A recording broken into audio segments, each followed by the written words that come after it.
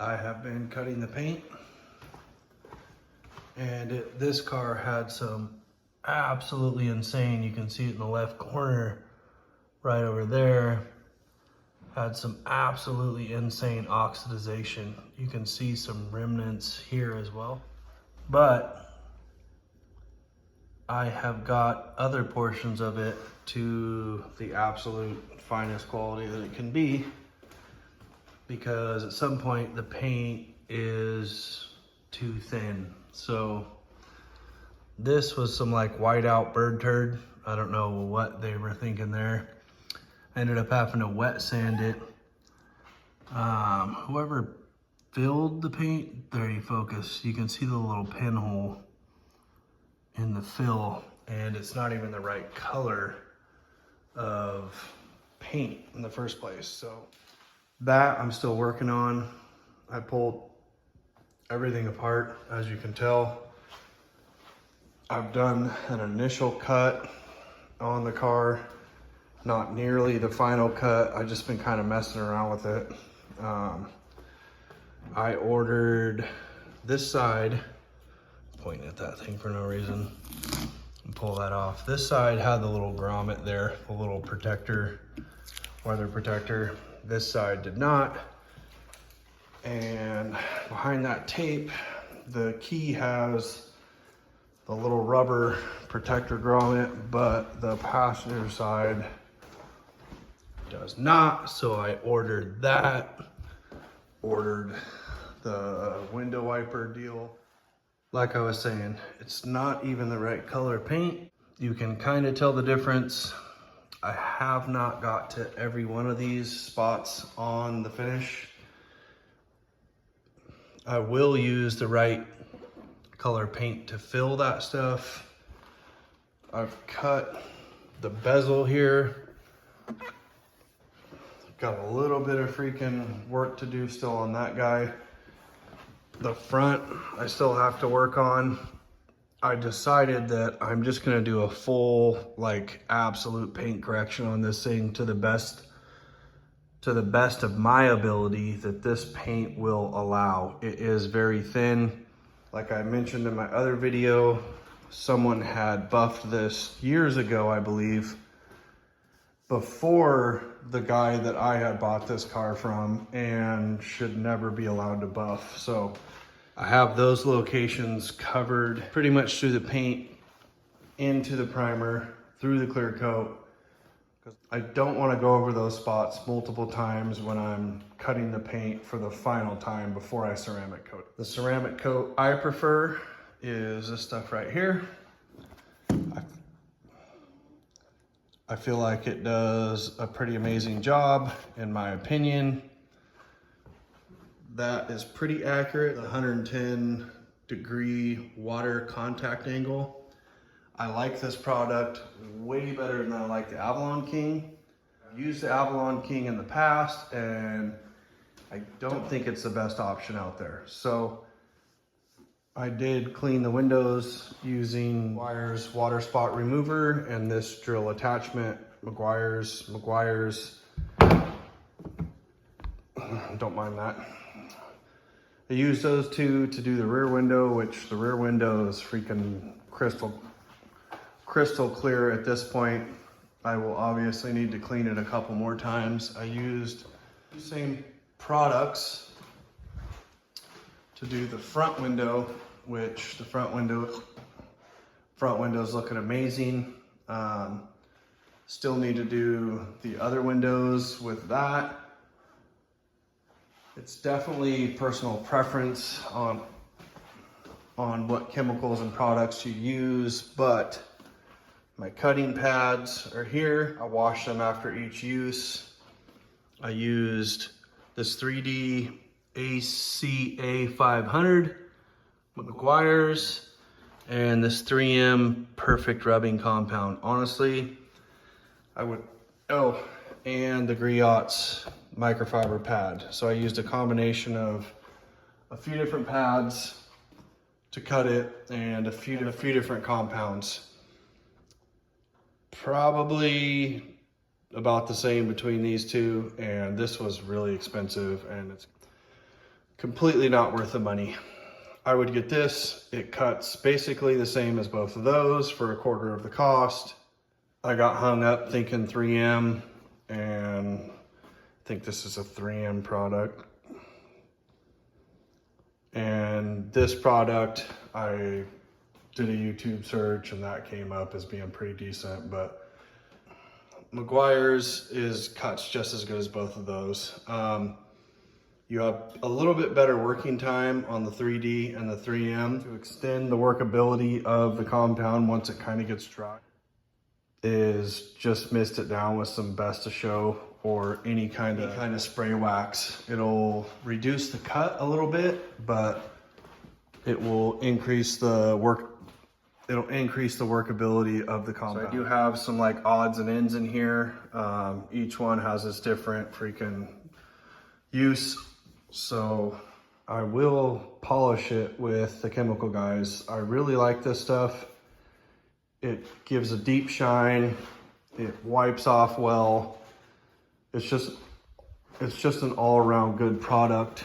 I have a couple bottles of that, and I use that with Ultra Soft pad right here from Griots. It's very flexible, works extremely well, so I'm pretty stoked on that.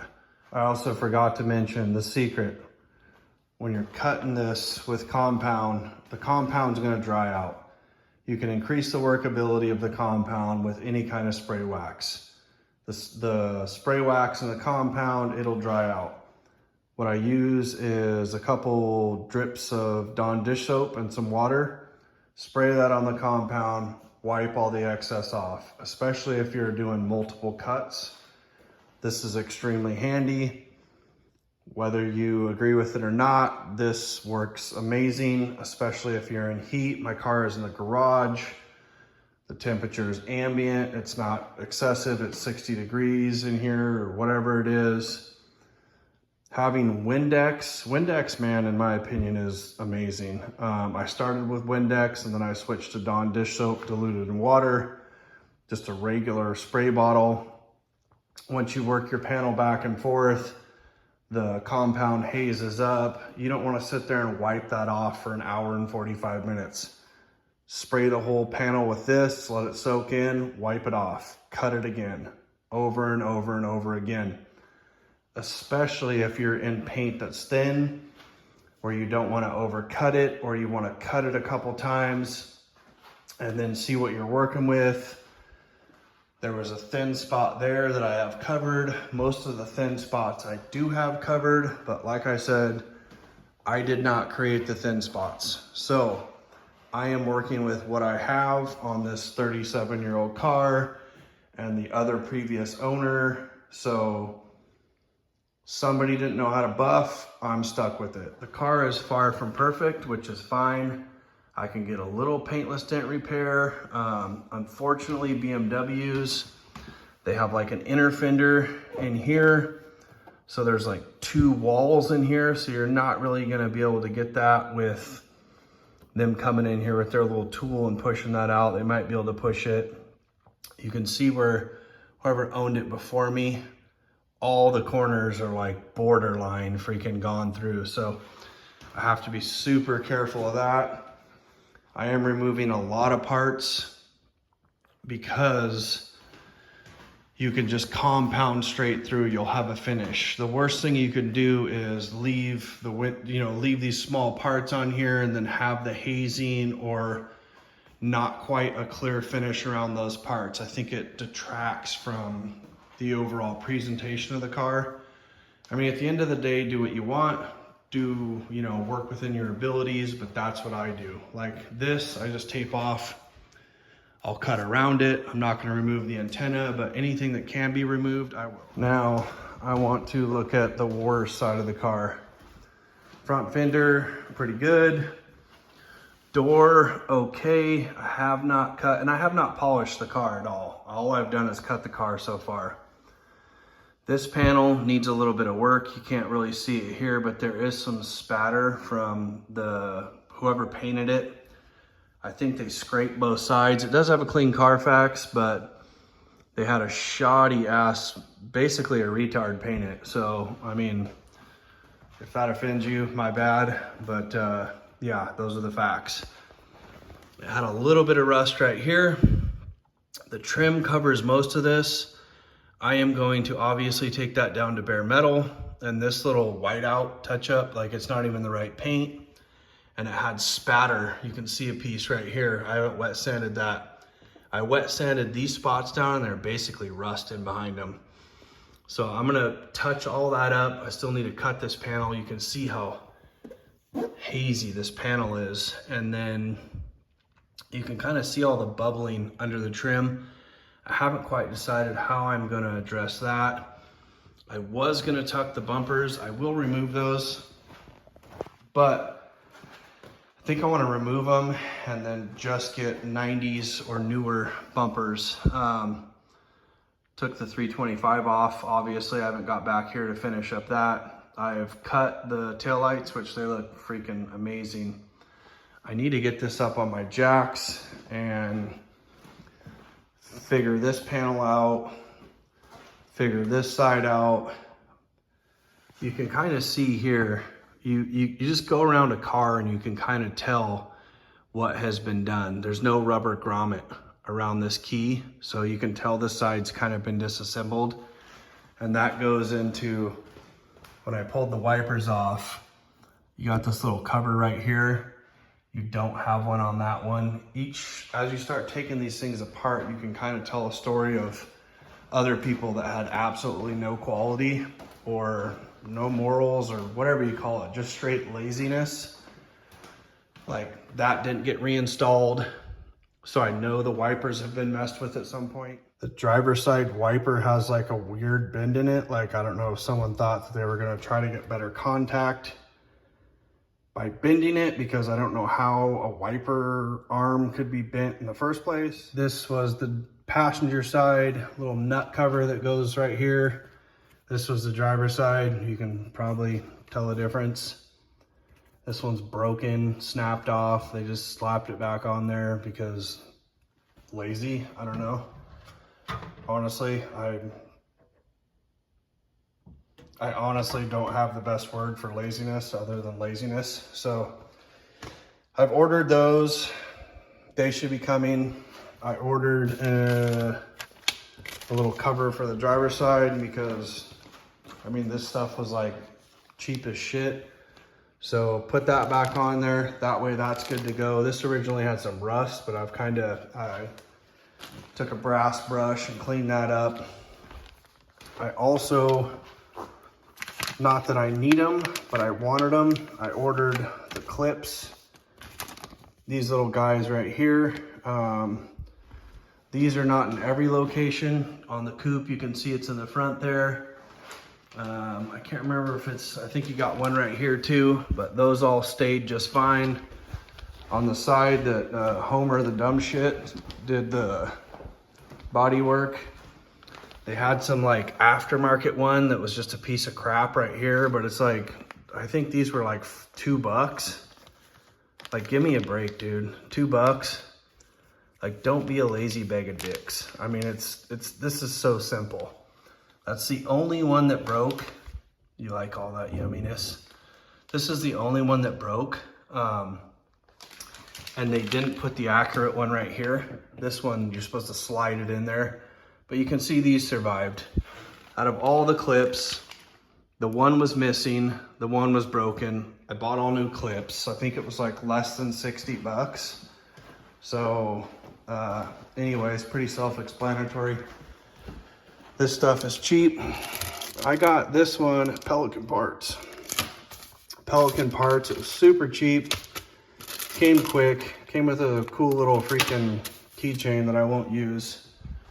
And then I put the sticker on my compressor. So got my compressor installed, got my quick jack, and I got all the headlight rings and housing sandblasted in my Harbor Freight sandblaster, which this thing worked amazing. I got glass bead, low dust, but I do hook my vacuum up right there. Low dust, it made easy work of that. I will put some pictures in here of what they look like.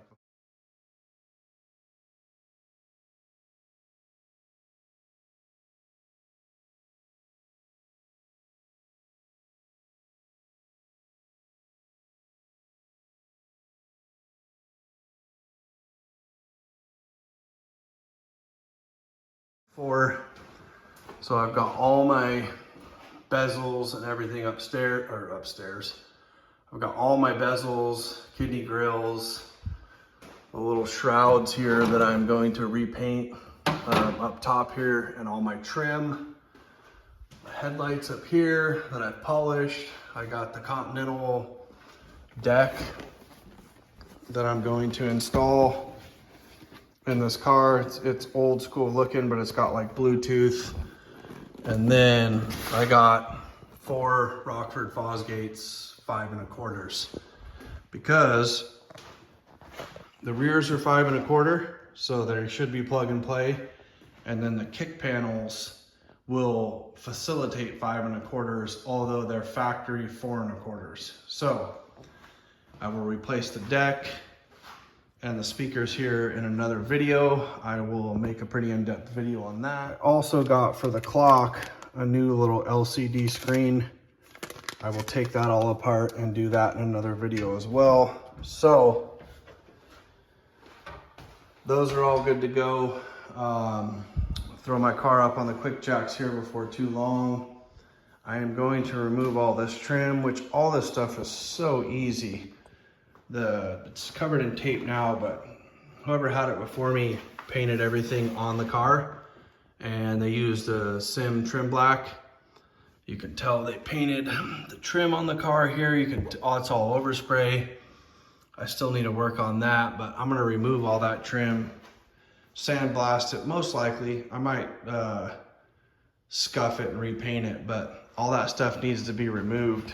And then I'm going to buy the new little plastic grommets or whatever it is that go underneath the windshield washer deals, because it's the little things that make the big difference in my opinion. I haven't really spent much time recording me compounding and cutting this, just because it's just, I don't know, anybody can kind of figure it out. You use the tools and the products that you think work best.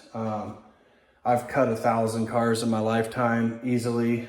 This has been kind of the most difficult, but I mean, it's 37 years old, so I still need to finish the cut and polish, ceramic coat. I need to lift this thing up, do a full undercarriage restoration. And honestly, if you've made it this far, guys, I get a lot of views on these videos.